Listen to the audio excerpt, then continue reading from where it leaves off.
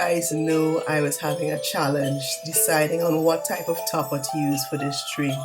If you follow me on Instagram, you know I threw out a challenge for you guys to help me choose a tree topper. I've done different types of tree toppers in the past, and I actually wanted this one to be a little different than any of the ones I've done. I had this gift box here that I walked into Endeavors and decided that I had to get it, even though I had no idea what I was going to use it for. I had it in one of my storage areas, thinking that I'll probably use it to store some type of craft or something like that. So when I was deciding on a tree topper, I turned and I looked at it and I was like, maybe this can be used for something here. And this is what I'm using. So I'm going to firstly start by flipping it over, and I want the hollow section to actually sit on top of the tree to hold it. And then I am going to place everything else on and around it that will create my topper. Here I'm just going to pull some of the ribbon that I've used already on the tree. For those of you who have seen my Decorate Like a Pro video, you know that I got this lovely, gorgeous designer ribbon from Bag Sing's Christmas store, and I am so in love with it. So you guys can see how it is patterned on both sides. It is also a wired ribbon, so it's easy to use and make my bows. On my tree, I didn't make up any full bows. I made loops and tails with them, but for this topper I think I'm going to actually make a bow, and you see how I do this. Now for those of you who want to know how to make a perfect bow, don't forget to check out my video on quick and easy ways to make a bow. That will definitely help you for this season.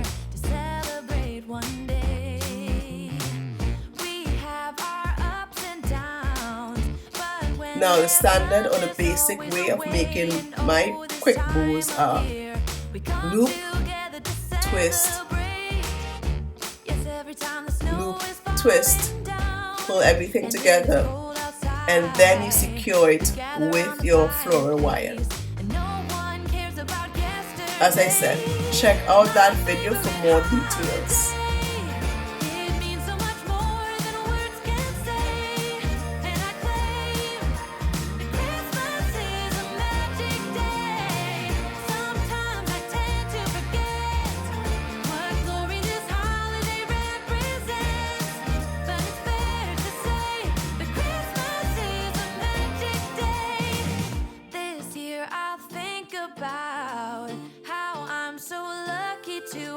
Place that I can come home to. Yes, I am on my way.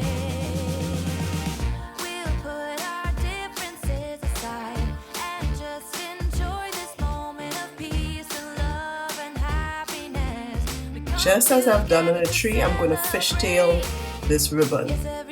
And you remember how I did that? By folding the bow in half and cutting a triangle out of the end, which gives you a perfect fishtail or scissors tail.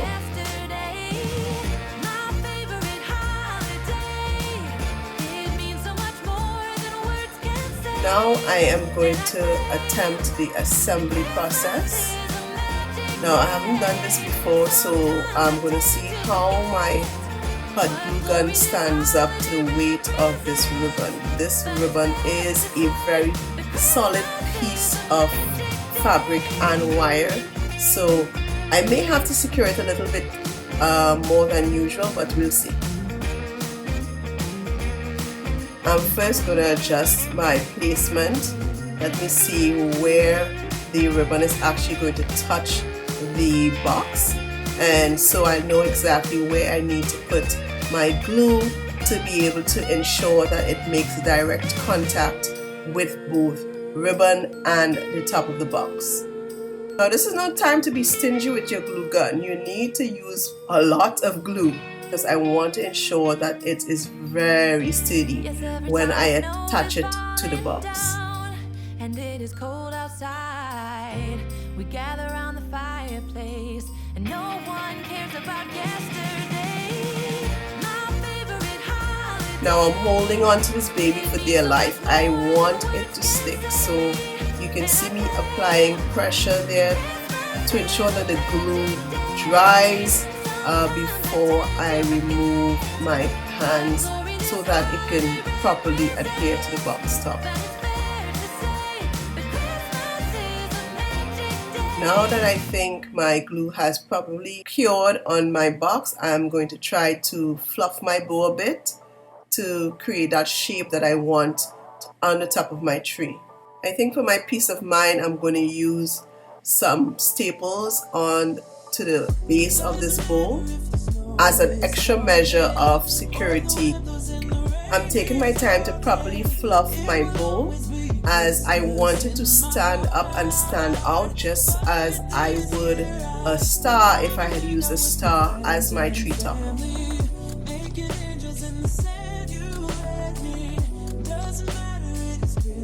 Now I'm putting together my cluster.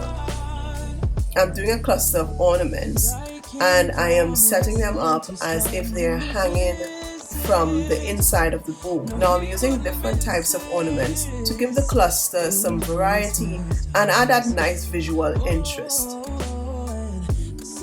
Be sure when you're using a hot glue gun to attach your ornaments that you spend some time holding your ornaments together to ensure that the glue sets before you release them. Another option to creating your cluster would be to use floral wire to wire all the balls together. Now this will take a little doing because you need to ensure that your cluster is a little flexible so that you can arrange the balls in a way that you want them to sit on your decor piece.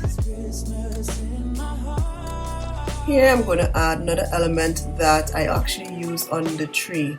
This is my string of pearls. These pearls are varying sizes and I just love the look, which is different from the regular pearl strings which are normally all one size. So I use this on the tree in a type of draping fashion, and now I'm going to include it in the topper of the tree. So what I think is going to be my final addition is one of the teardrop ornaments that I used on the tree as well. This ornament was one of my bargain finds at Bagwan Singh's Christmas shop, and it is so gorgeous. I love the dimension that it's going to add to this topper. With everything being so circular, this type of elongated look will create another area of interest for my tree topper. Now, even though I used the hot glue to adhere to the box, what I went back and did, I secured it with the floral wire. I think the weight of it would have been too much to keep it well secured for the entire season. To make sure that everything was well secured, fluffed, and I arranged my pearls the way that I want them to flow. Adding this little reindeer, I'm not sure it's going to stay because the rest of the ornaments are already heavy on the gift box, so I don't want to make it much heavier.